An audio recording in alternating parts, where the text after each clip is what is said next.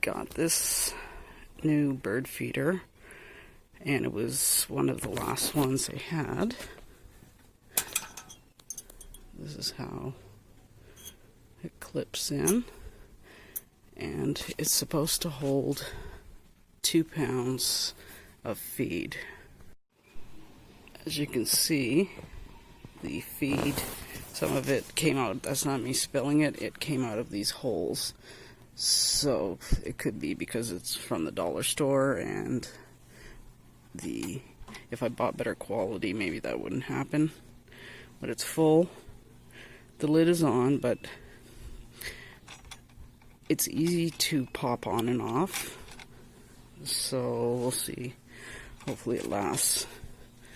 And the way I'm going to secure it is just going to be temporary.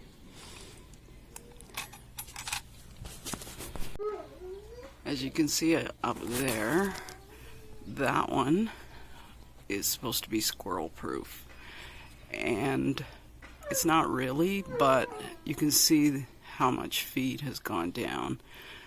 So they're not super interested in that one.